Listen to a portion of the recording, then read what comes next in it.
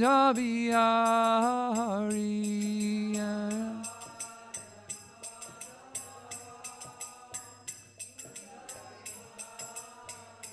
Jaya Gopi Jana Vallabha Girivardhari Jaya Gopi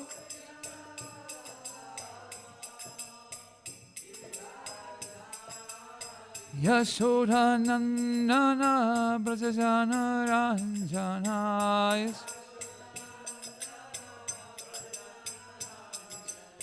Yamuna Tira Vanachari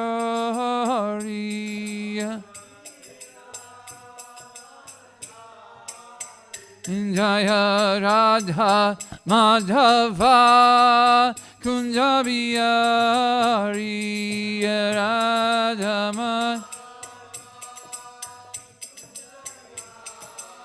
Hare Krishna, Hare Krishna, Krishna Krishna, Hare Hare, Hare Rama, Hare Rama, Rama Rama, Hare Hare.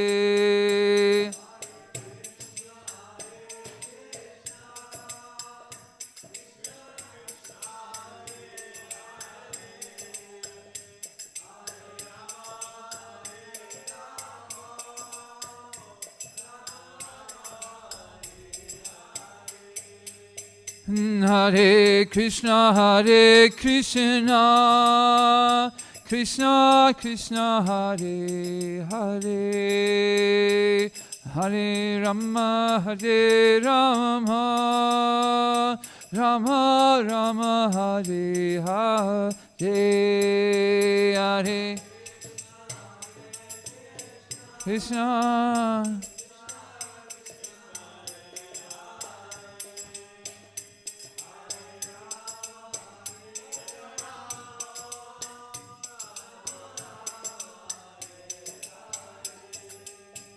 Jaya Radha Madhava, Radha Madhava, Shri Radhe. Radha Madhava, Shri Radhe. Jaya Radha Kalasanji, Radha Kalasanji, Shri Radhe.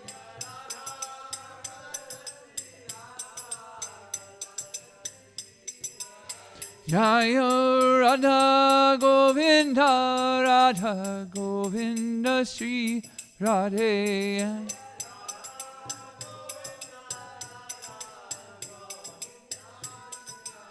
Jaya Prabhupada, Jaya Prabhupada, Jaya Prabhupada, Srila Prabhupada.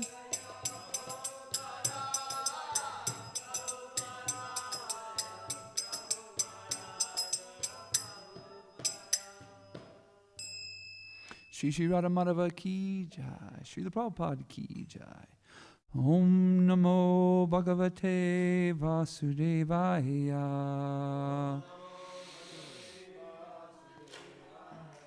Om Namo Bhagavate Vasudevaya.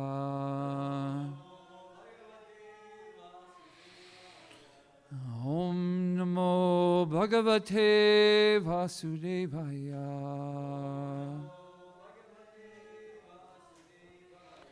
All together, please. Narayanam namaskritya naram chaiva narottamam devyam sarasvatim vyasam tato jayamudirayat. Before reciting the Srimad Bhagavatam, which is the very means of conquest, one should offer the respectful obeisances to the personality of Godhead, Narayan, unto Narayan Rishi, the supermost human being, unto Mother Saraswati, the goddess of learning, and to us, Srila Vyasadeva, the author. Nasta prayashaya breshu nityam bhagavata sevaya bhagavati utamasloke bhaktir bhavati naishtaki. By regular attendance on the classes in the Bhagavatam and by rendering of service to the pure devotees, all that is troublesome in the heart is almost completely destroyed, and loving service unto the personality of Godhead who's praised with transcendental songs established as an irrevocable fact. Om Gantimarandasya Ganantana Salakaya Chaksuranmitam Yena Tasmai Shri Guruve Namah. So today we're reading out of Canto 4, Chapter 18. We'll go through the whole chapter today. Oh my gosh. And we'll be focusing on text number 6. So if when we read through this chapter, we can read each 3 verses so we can keep things going. Here we got 32. So let's hear it. What the earth and Maharaj Prithu's conversation continues. The great saint Maitreya continued to address Vidura. My dear Vidura, at that time, after the planet Earth finished her prayers, King Prithu was still not pacified, and his lips trembled in great anger. Although the planet Earth was frightened, she made up her mind and began to speak as follows, in order to convince the king. 3 of them, please. My dear Lord, please pacify your anger completely and hear patiently whatever I submit before you. Please turn your kind attention to this. I may be very poor, but a learned man takes the essence of knowledge from all places, just as a bumblebee collects honey from each and every flower. To benefit all human society, not only in this life but in the next, the great seers and sages have prescribed various methods conducive to the prosperity of the people in general. So Mother Bhumi is very determined. She doesn't sit back and, can you imagine Maharaj Prithu, this great king, is trembling with anger? One could clam up very easily, right? But Mother Bhumi says, nope, here we go. Okay, let me try another angle. And so here we go. Let's see her other angle to pacify Prithu Maharaj. One who follows the principles and instructions enjoyed by the great sages of the past can utilize these instructions for practical purposes. Hare Krishna, Hare Krishna. Such a person can easily enjoy life and pleasures. A foolish person who manufactures his own ways and means through mental speculation and does not recognize the authority of the sages who lay down the unimpeachable directions is simply unsuccessful again and again in his attempts. My dear king, the seeds, roots, herbs, and grains which were created by the Lord Brahma in the past are now being used by non-devotees who are devoid of all spiritual understanding. So she says, try to understand that I'm being abused. People are using me not in the right way. Text 7. My dear king, not only are grains and herbs being used by non-devotees, but as far as I'm concerned, I'm not being properly maintained. Indeed, I am being neglected by kings who are not punishing these rascals who have turned into thieves by using grains for sense gratification. Consequently, I have hidden all these seeds, which were meant for the performance of sacrifice. Due to being stocked for a very long time, all the grain seeds within me have certainly deteriorated. Therefore, you should immediately arrange to take these seeds out by the standard process, which is recommended by the acharyas or shastras. O great hero, protector of living entities, if you desire to relieve the living entities by supplying them sufficient grain, and if you desire to nourish them by taking milk from me, you should make arrangements to bring a calf suitable for this purpose, and a pot in which the milk can be kept, as well as a milkman to do the work. Since I will be very much affectionate towards my calf, your desire to take milk from me will be fulfilled.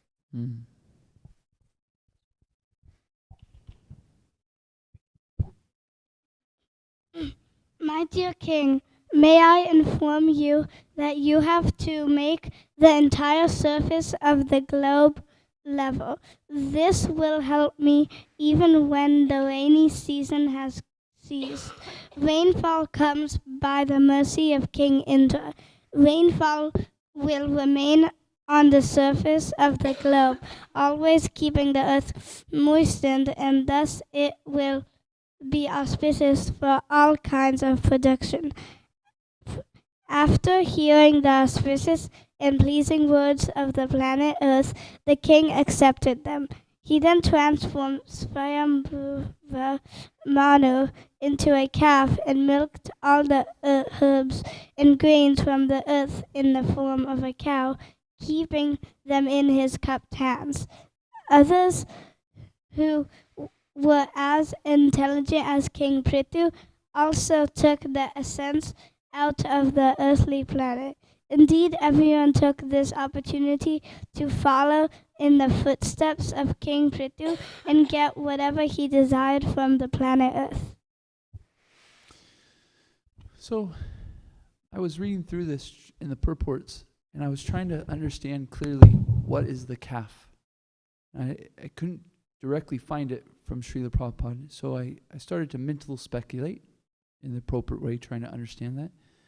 But because I couldn't find anything clearly, is there anyone that can explain clearly what this understanding of the calf means and the milking of the earth and producing of a calf, so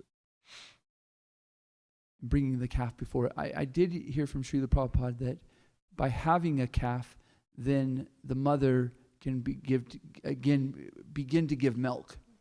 But I didn't really understand clearly the understanding of this calf being brought. My speculation was this was a symbolism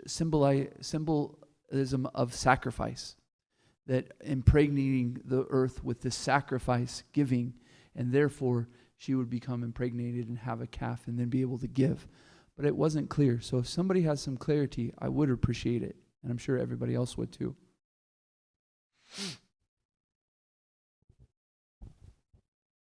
I mean, didn't it just kind of say that Swayambhuva Manu was transformed into a calf? I'm not sure if that helps, but there's going to be a lot of people transformed into calves. Oh. There's going to be a lot of calves coming up. Any idea? Here's Srinath Krishna Prabhu. Maybe if we go further into it, maybe somebody will go Kulunana Prabhu? Just a philosophical speculation. Probably this is what I'm thinking. Probably calf represents the kind of the scriptures which are churned by the spiritual master, because Brihaspati is spiritual master of the demigods. So without, just like you cannot milk the cow, right? Unless you have someone milking the cow. So similarly, without Guru, it is impossible to churn out the essence of the scriptures. The essence of cow is the milk. So that's just a speculation. Thank you.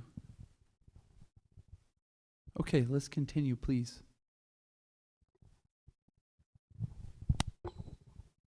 All the great sages transformed Brihaspati into a calf, and making the senses into a pot, they milked all kinds of Vedic knowledge to purify words, mind, and hearing. All the demigods made Indra, the king of heaven, into a calf, and from the earth they milked the beverage soma, which is nectar. Thus they became very powerful in mental speculation and bodily and sensual strength.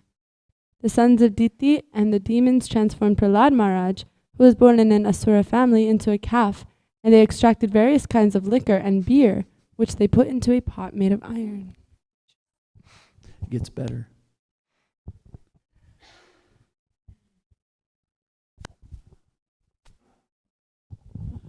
The inhabitants of Gandharva Loka and Apsara Loka made Vishavashu into a calf, and they drew the milk into a lotus flower pot. The milk took the shape of sweet musical art and beauty.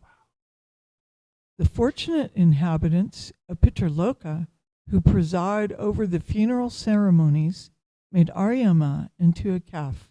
With great faith they milked kavya, food offered to the ancestors, into an unbaked earthen pot.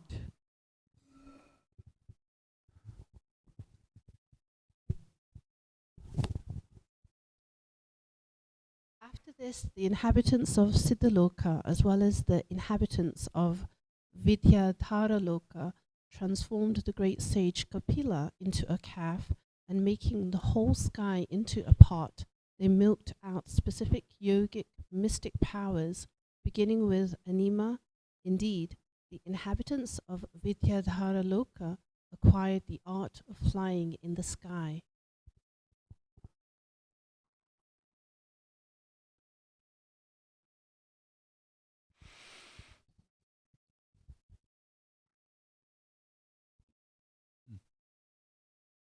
Others also, the inhabitants of planets known as Vimpurusha Loka, made the demon Maya into a calf, and they milked out mystic powers by which one can disappear immediately from another's vision and appear again in a different form. Then the yakshas, rakshasas, ghosts, and witches, who were habituated to eating flesh, transformed Lord Shiva's incarnation, Rudra, Bhutanat, into a calf and milked out beverages made of blood and put them into a pot made of skulls. What?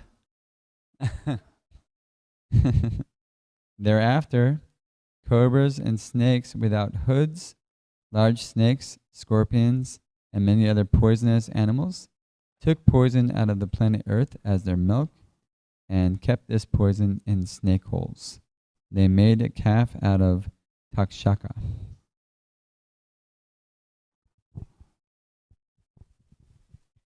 The four-legged animals, like the cows, made a calf out of the bull who carries Lord Shiva, and made a milking pot out of the forest. Thus they got fresh green grasses to eat.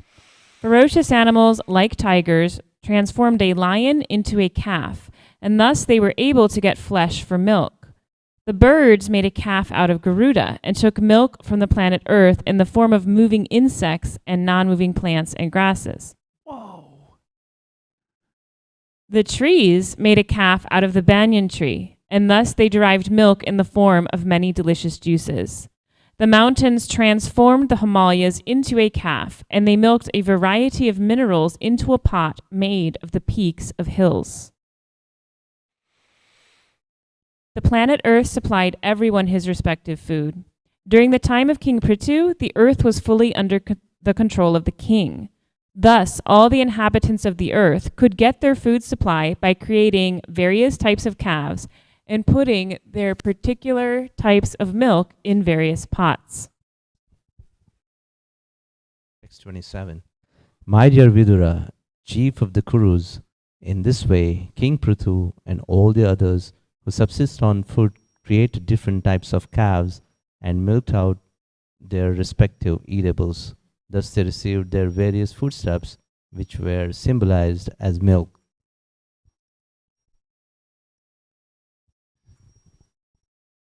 Thereafter King Prithu was very satisfied with the planet Earth, for she sufficiently supplied all food to various living entities. Thus he developed an affection for the planet Earth, just as if she were his own daughter.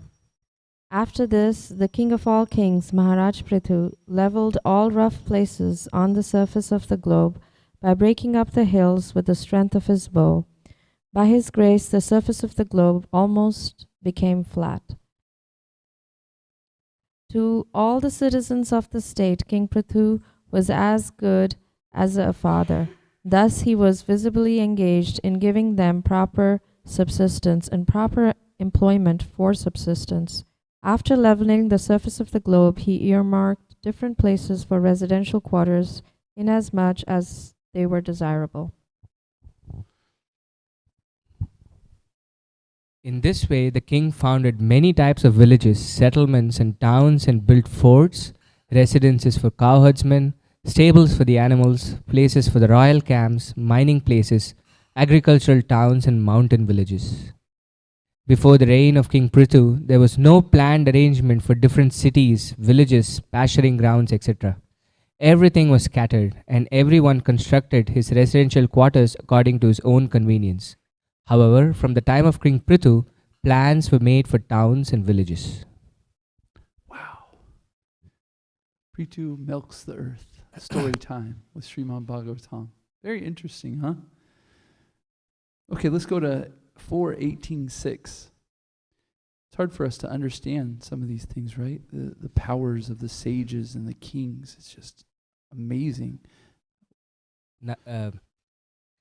When we were reading through this with the milk and the calf, at least I was thinking the earth has everything that we need.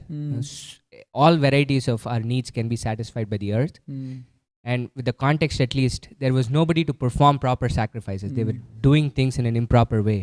So these calves are different kinds of people, at least I think, who are appropriate to get that need from Mother Earth. They are proper people to actually be able to get the milk or essence from the cow. That's correct. Different kinds of needs are satisfied by different qualified people, so to speak. Yeah, Srila Prabhupada actually says in one of the purport that to have a calf, there needs for the calf to be born, there has to be a proper milk, a person, a steward to help the milk. So Yeah. You're right. I didn't catch that in the purport that Srila Prabhupada explained, but thank you. That is the answer. Okay, 6, please. I think that's not 6. 418.6.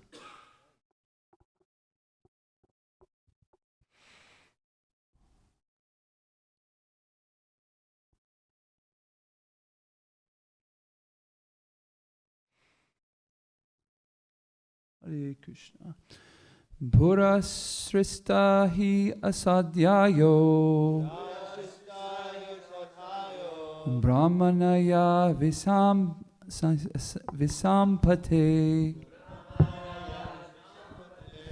Bhujamana maya dristya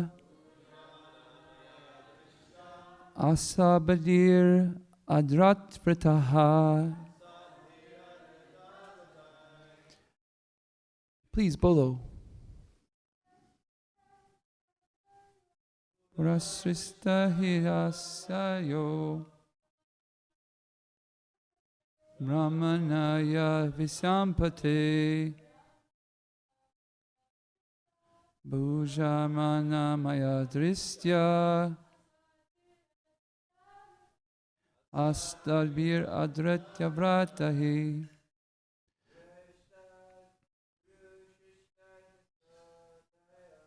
Pura sristahi asadhyayo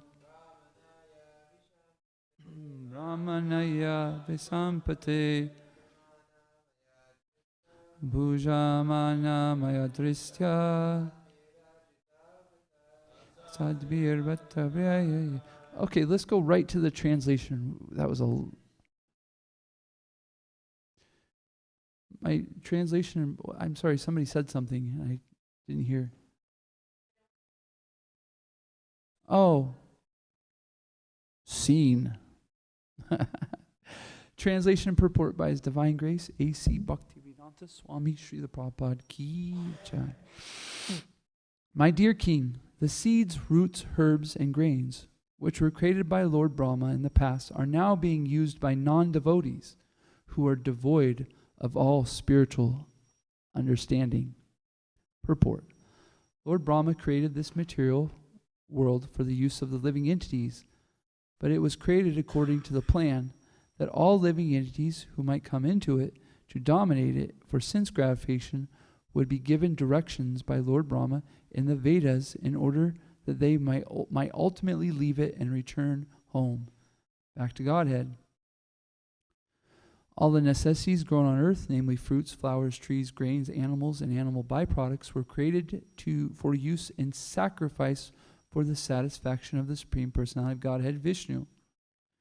However, the planet Earth, in the shape of a cow herein, submits that all these utilities are being used by non-devotees and who have no plans for spiritual understanding. Although there are immense potencies within the earth for the production of grains, fruits, and flowers, this production is checked by the earth itself when it is misused by non-devotees who have no spiritual goals. Everything belongs to the Supreme Personality of Godhead, and everything can be used for its satisfaction. Things should not be used for the sense gratification of the living entities. This is the whole plan of material nature according to the directions of this material nature.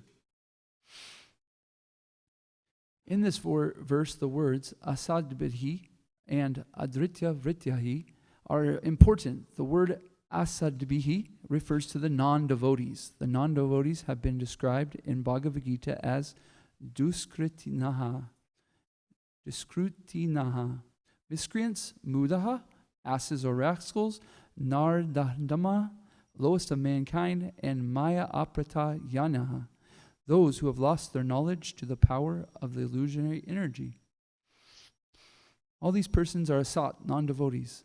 Non-devotees are called Graha Vrata, whereas the devotees is called Drita Vrata.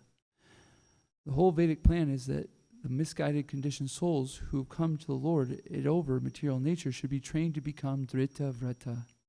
This means they should take a vow to satisfy their senses or enjoy material life only by satisfying the senses of the Supreme Lord. Activities intended to satisfy the senses of the Supreme Lord Krishna are called Krishnate Kila Satchataha. This indicates that one can attempt all kinds of work, but one should not do so to satisfy Krishna. Should do. Woo, my false ego right there just came through. This is prescribed in Bhagavad Gita as Yagnarata Karma. The word Yagna indicates Lord Vishnu. We should work only for his satisfaction. In modern times, Kali Yuga, however, people have forgotten Vishnu altogether, and they conduct their activities for sense gratification.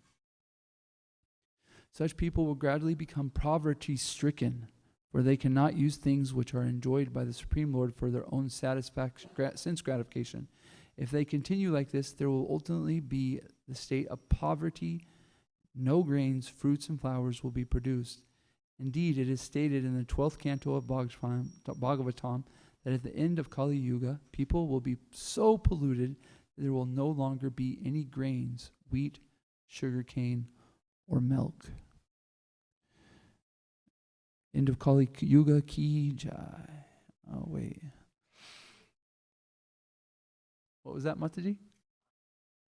Not being there. Let's go back. Going back home, back to Godhead Ki Jai. So the topic today is prosperity is achieved by sacrifice.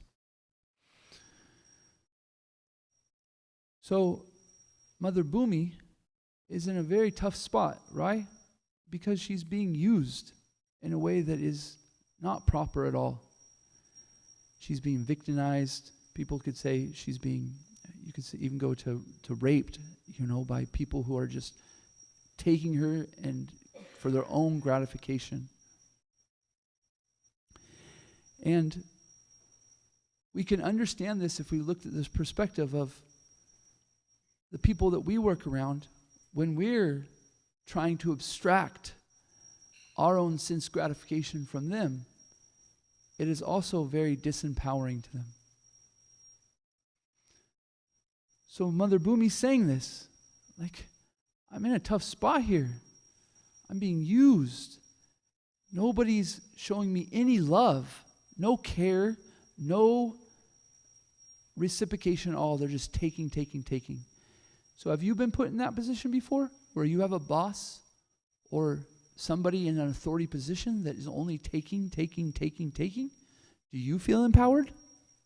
No, you feel disempowered. You feel like it's not even that you don't want to give. Mother Bhumi is very clear here. I want to help. I want to give.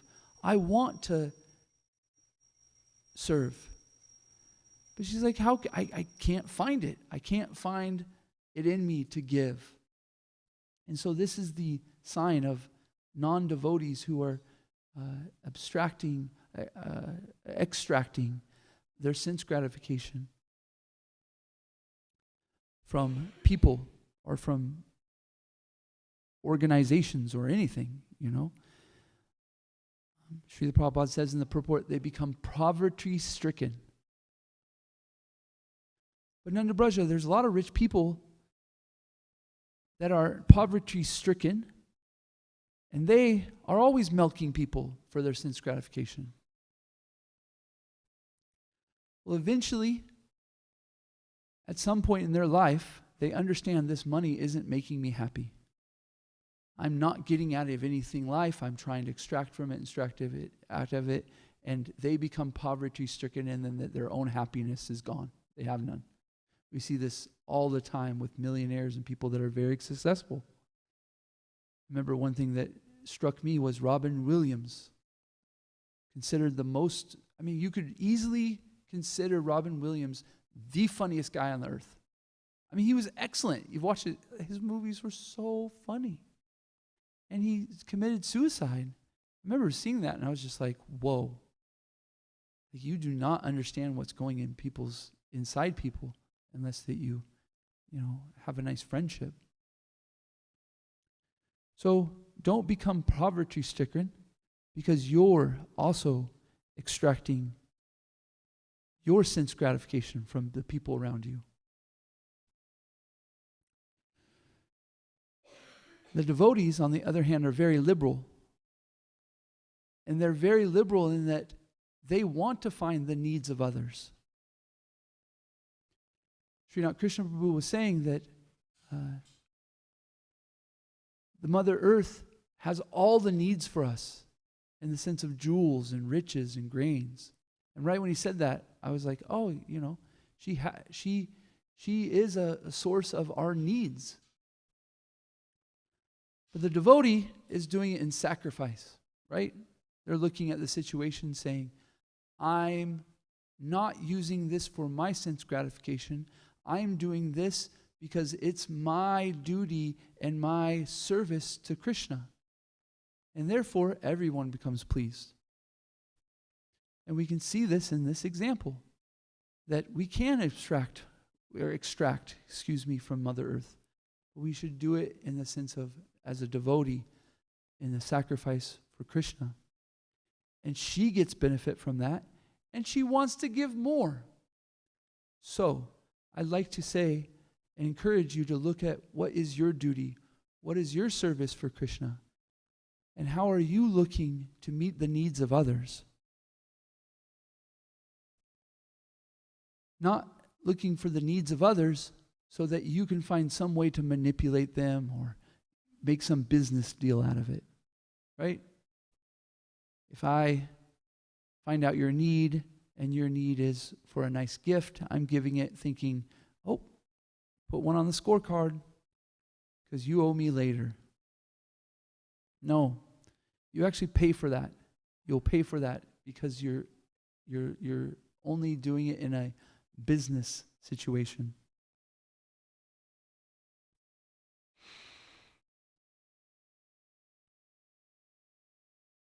What do I mean by that?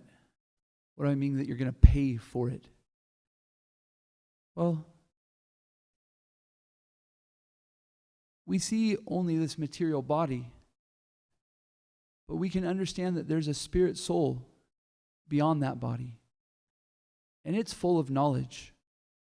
And so although we might not look like it, we might do it in a nice way, the soul does understand when we are trying to extract from it happiness or we're trying to extract even our sense gratification. And when we do that, there's a natural thing that happens where people feel used. And being used over and over and over, or just a little bit, that comes out. It comes out in little ways or big ways, but it comes out. And it usually comes out because that person's saying a cry for help. I need you to love me, and you're doing it in this way, and that's not working. So I need you to do it in a way that's unconditional. I need you to think about me, and therefore I can think of you. So Mother Earth is in this position where she starts to get true sacrifice, a true duty. And Prithu Maharaj says, I'm going to do this, I'm going to flatten the earth, I'm going to extract all these things, but I'm doing it for the ultimate purpose in serving Krishna. And therefore, in my duty as king, I'm going to make sure that my people are flourishing also.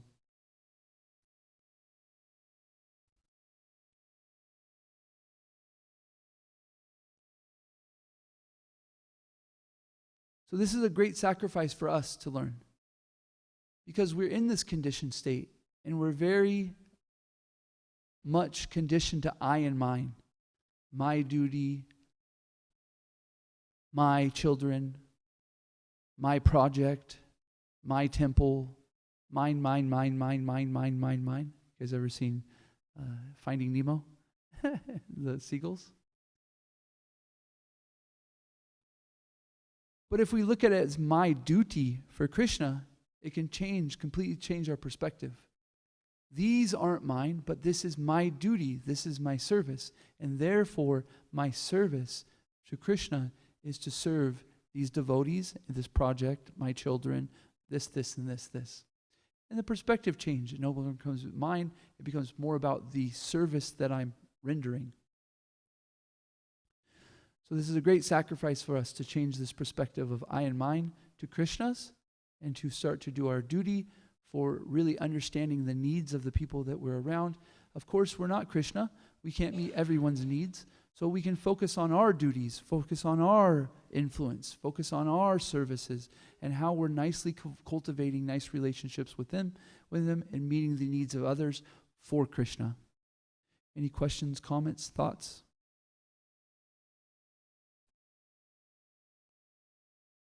Mother Kunti.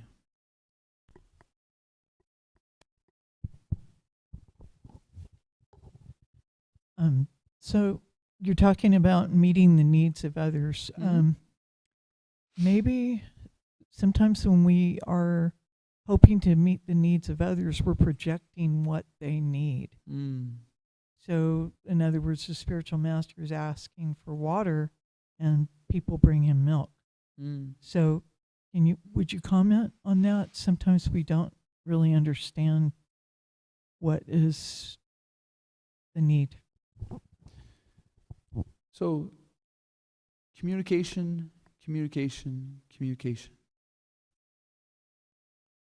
And communication and a desire to really understand the other person. So, we can check in. Hey, I want to check in. How did you feel when I gave you that glass of water or that glass of milk? And it might be a little awkward, right? But we care so much that we're even willing to go through the awkwardness. And that person, because you've gone out of your I and mine to understand them with empathy and try to understand their situation. Empathy, remember, isn't about agreeing. It's not about us. It's about trying to understand the other person. So I might think that milk is not good for me at that time, and so therefore I'm thinking about this person. But through empathy, we're step off to the side and say, what is this want or the need of the person? And so through communication, asking them and checking in, it opens up this really nice communication that they can say, well, you know what? I really appreciate you did that. It was so nice that you did it. I really wanted water, though. In our desire, wanting to serve better, we make adjustments. And what happened? That person feels more heard. I feel more heard.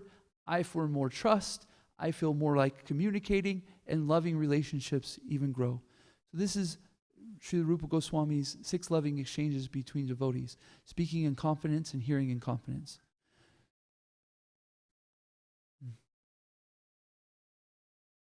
Thank you for the question, Mother Kunti. Saw hands start to raise. I was thinking about ideal leadership qualities versus not ideal leadership. You mentioned how someone who's just trying to get sense gratification, trying to basically take advantage of, at least the way I understood it. You've got some influence in a relationship, and you take advantage of that for your own purposes to suit yourself. And it reminded me of Prahlad Maharaj's statement.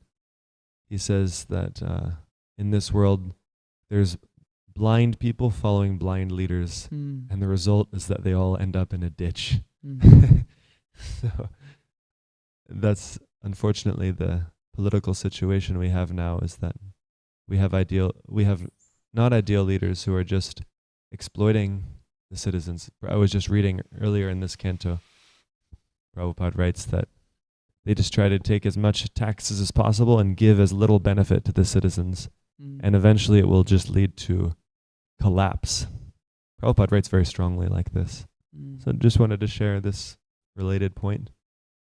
The consequence of not ideal leadership, the consequence of selfishness in leaders. Thank you. It's so life-sucking. You just don't feel alive. You feel like a job, this work. It's just so sad, And it's not even the thing is that we can't put our finger on it sometimes, right? We start blaming it ourselves even. I'm not saying we shouldn't take responsibility and try to make an adjustment in our life and try to get our needs met in nice ways.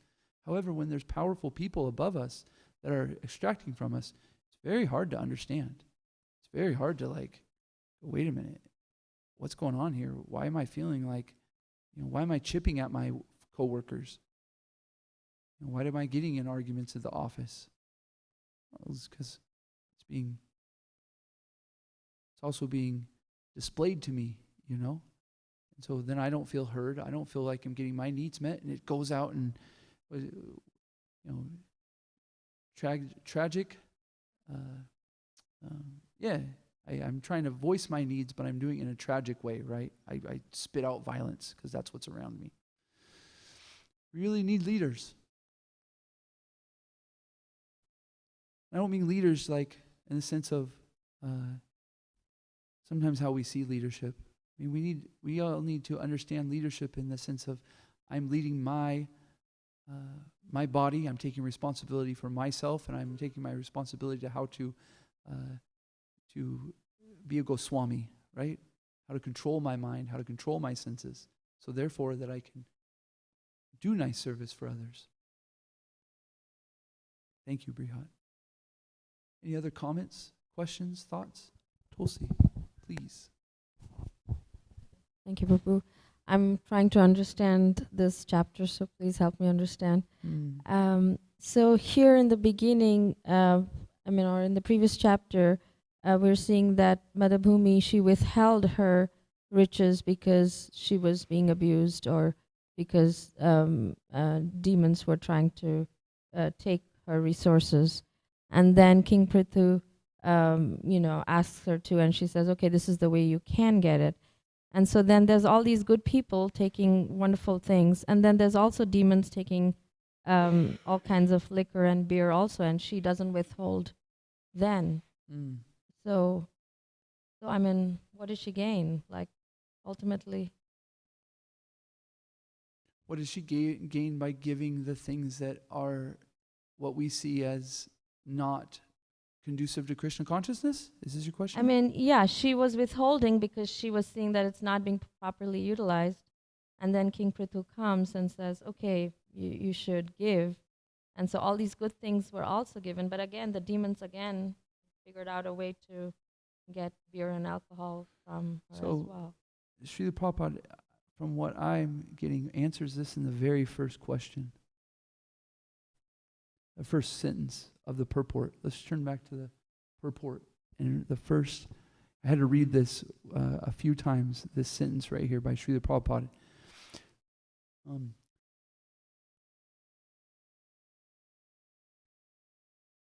Oh, no. Down. Yeah, no, 6. Right here. Go up. Okay. Lord Brahma created this material world for the use of the living entities, but it was created according to a plan that all living entities who might come into it to dominate it for sense gratification would be given direction by Lord Brahma in the Vedas in order that they might ultimately leave it and return home back to Godhead. So this world is giving a place for everyone to get what they want. However, the Vedas explain it, and a nice king is doing a way that he's bringing people up. So even the demons do need a place to be. We put it in a little corner of the village and go, don't look, you know. But then then we have nice community events for them to come to, where they see a nice play of Krishna.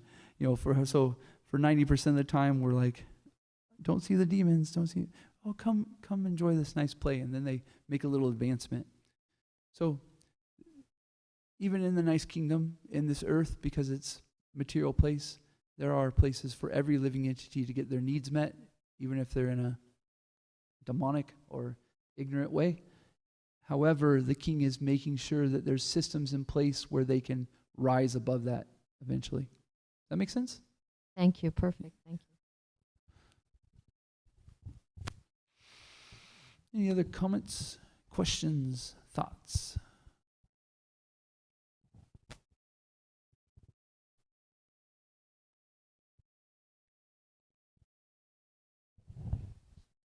We need a phone right here. It says so people can call in or text message questions. Yes, pretty hot. So I mentioned about not ideal leaders, and then in response you pointed out what an ideal leader is one who has sense control. It reminds me of the first verse of Nectar of Instruction, that if you can simply control the urge to speak, the actions of the mind and anger, the tongue, belly, and genitals, you're qualified to make disciples all over the world. If you can just control your urges. Wow. So as I say this, I recognize the need to be compassionate on oneself, because we're trying to control our senses, and it can be difficult. Sometimes we can fall back into bad habits, lose control of our mind and senses, or anger, whatever, and we can become discouraged. But we're trying to become perfect human beings, and it takes a while to get there. So it's a helpful point for me to recognize. Let me just take one step at a time, and I'm not going to win every battle, but I'm in it for the long haul. Let me pick myself up and keep going and try to be a Goswami. So what does it look like? We're walking the path, and the mind does get us. The senses do get us. You mentioned that we gradually follow it. But what if for that devotee who's hit hard for it, they're down, they're out? What does it look for like them to show them self-compassion or to get up and above that situation? Anybody like to chip in? Prema, what do you think? What does it look like to show ourselves compassion when we mess up? We've taken a hit, right? The mind got us, it won that day or that moment, and the senses, they won. So it can throw us off a lot, right? It can really damage our false ego, or even, our dishearten us. So what do we do to move forward? I remember like earlier in my ashram life, whenever I would accidentally sleep in and miss Mangalarti, I would be embarrassed and I'd be so upset with myself, and I would just think like, oh my gosh, I'm the worst, and everybody's gonna know that I'm in Maya, and I'm so tired now, and like now I haven't chanted as many rounds as usual, and so I'm gonna have more japa during the day, and I would just start like spiraling down, and then I would just be late to Mangalarti. It's not even like I would always miss it, but even if I was just late, I would be there and I'd be standing in the back and I wouldn't be able to dance, and I'd just like be kind of in a funk for the rest of the day, just like, oh my God, I missed Mangalarti, right? Or like I was late to Mangalarti. And I found that over time, especially when we were in Philadelphia, we were trying to start a Krishna house there, and it was just 3 of us from Krishna House Gainesville. And there were times when I was late to Mangalarti or when I missed Mangalarti, but if I didn't dance, I was the only girl. There would be no girls dancing. There would be no like nothing going on. Like there was just nothing. So I found that I have to do it out of service. At a certain point, it became like, okay, well, I'm I'm gonna pick my feet off the floor and I'm gonna dance out of service, and I'm not gonna be mad at myself, because if I'm mad at myself, then I won't be able to do my service. So we just have to accept what's favorable for our service. Sure, we can feel a little bit of guilt and feel like, okay, I don't want to do that again. That's healthy. But if it makes the rest of our day and our attitude for the rest of our day sour, then that's not helpful. So we should. So now, even if I'm late to Mangalarti or I miss Mangalarti, I'm still gonna try to show up with full enthusiasm. I think it just becomes easier also as my false ego has gotten purified. So I'm not so worried about necessarily being embarrassed about it anymore, or people thinking that I'm, whatever. It's more just for myself, like trying to show up the best that I can. That's just my experience. So Thank you. I definitely am. Things were coming up for me. I appreciated it. Just want to add, I appreciate Prema's point and gave me the understanding. When I'm in the mode of ignorance, there's a sense of inertia. And if I have an understanding that I make a difference, like you were saying, if I'm the only one there, if I'm the leader, my actions make a difference. So just taking one step forward, picking up your feet off the floor, even if you're feeling tired, and trying to dance for the pleasure of Krishna, does make a difference. It pleases Krishna. It makes a difference for my own spiritual life. It brings up my sense of purpose. It might make a difference in others around me because they're feeling tired also. And maybe, or whatever reason, people might not be dancing. And then if one person is doing it, then others can can fall in. So just that little mantra, I make a difference. It may be small, it may be practically insignificant, but it's something. So that to me seems like the difference between ignorance and goodness. And in the mode of passion, we think, I make all the difference. So ignorance is, I can't make a difference. Passion is, I make all the difference. The mode of goodness is, I can make a little difference at least. Let me try that.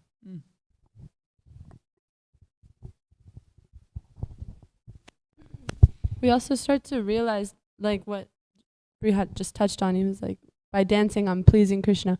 We start to really have realizations that by pleasing Krishna, I automatically, if I'm able to make Krishna smile, if I'm able to make Krishna happy, then the happiness, I'm watering the root of the tree, and I'll automatically get some of that happiness, some of that joy.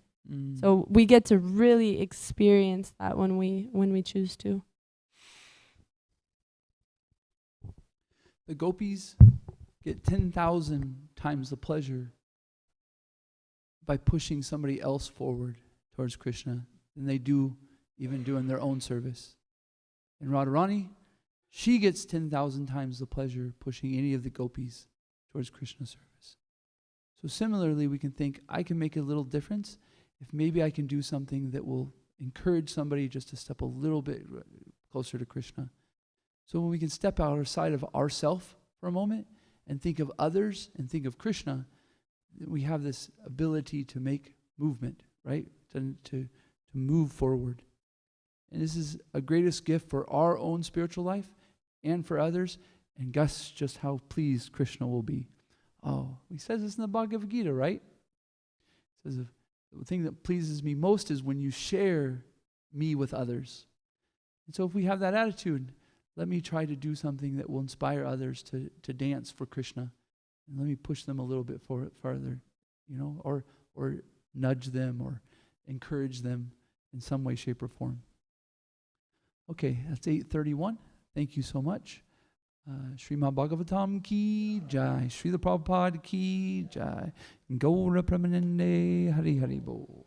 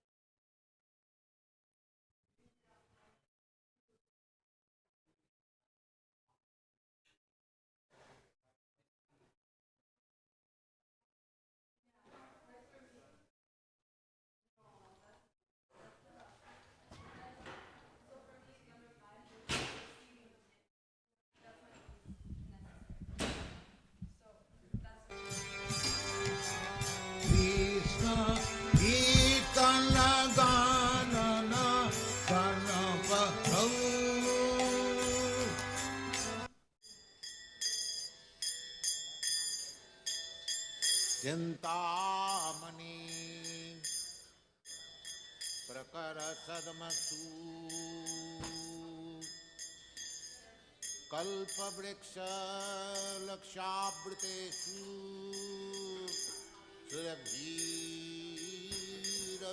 सुरभिरभिपालयन्तम् Lakshmi सहस्रशतो संभ्रम सेव्यमानम् गोविन्दम् आदिपुरुषं तमहं भजामि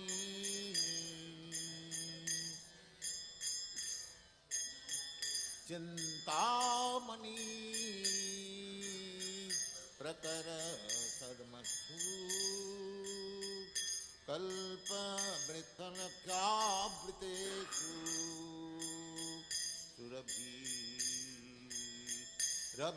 सुरभिरभिपालयन्तम् लक्ष्मी सहस्रशत संभ्रम सेव्यमानम् गोविन्दम् आदिपुरुषं तमहं भजामि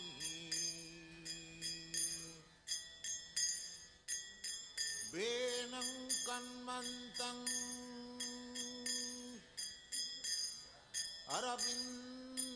अरविन्ददलयताक्षं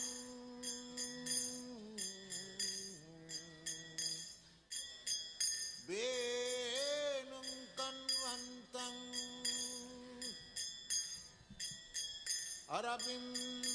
अरविन्ददलयताक्षं वरहावतं समसितां बुधसुन्दराङ्गम् कन्दर्पकोटि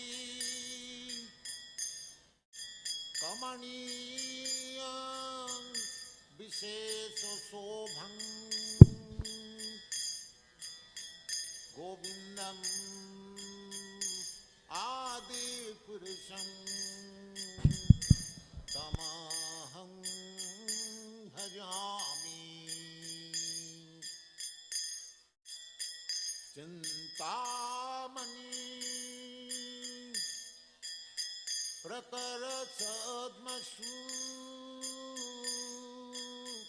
कल्पवृक्ष लक्षावृतेषु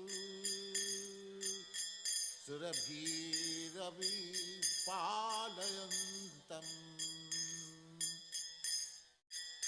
लक्ष्मी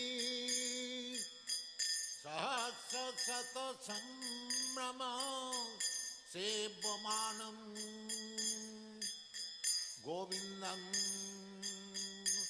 आदिपुरुषं तमहं भजामि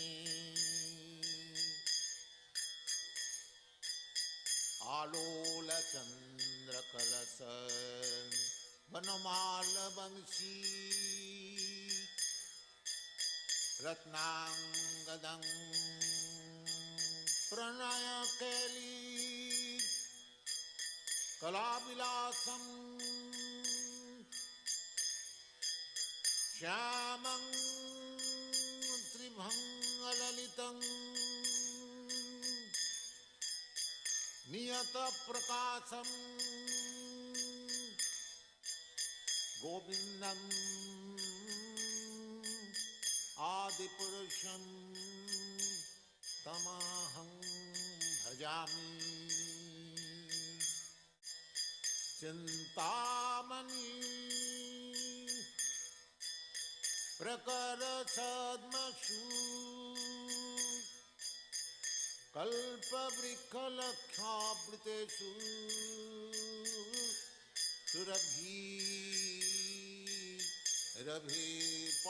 सुरभिरभिपालयन्तम् लक्ष्मी सहस्र सत संभ्रम सेव्यमानं गोविन्दं आदिपुरुषं तमहं भजामि गोविन्दं आदिपुरुषं तमहं भजामि गोविन्दं आदिपुरुषं तमहं भजामि चिन्तामणि